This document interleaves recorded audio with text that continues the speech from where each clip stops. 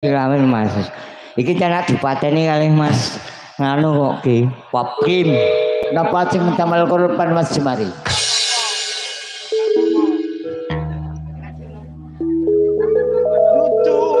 Dudu bandra dudu rupa ya rapokro dasar kira wong kenyang diterke ya ora wong lugu wis pahit. Ayo pondo ya ora duwe rupa ya Allah. Wis sing paitanku ati tekan Bandung Rejo niki muga-muga tapi sing kagungan kersa nggih derek bingah nggih. Hamong ati pawi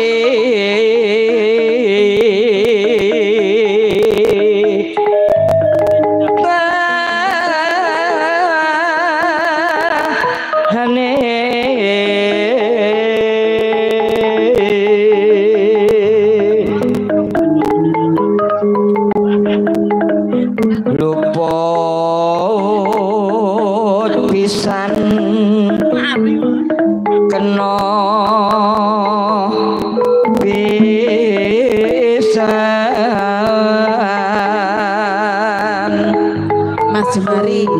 Mas Jemari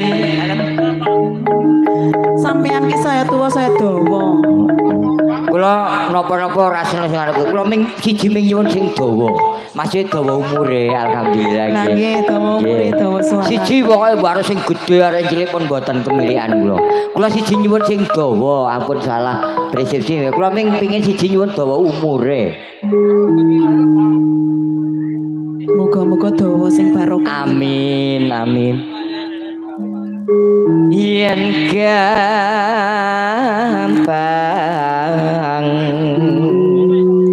luwe gampang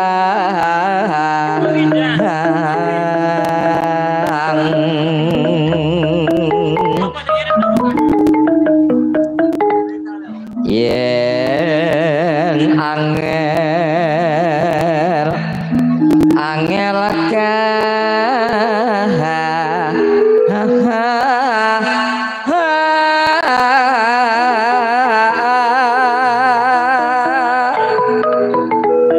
cekok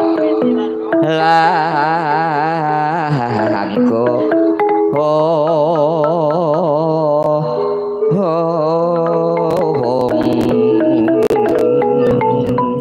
ada angel banget yang dikatake Mas.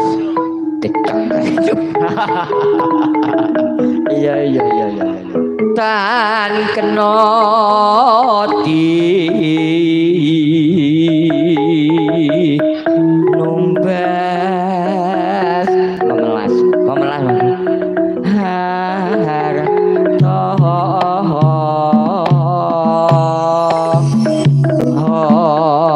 monggo jeng wajin kon krajan Setunggal tembang kantur minangka jam bisa yasa betawis. Tom dadi ati semoga Mbak Jum.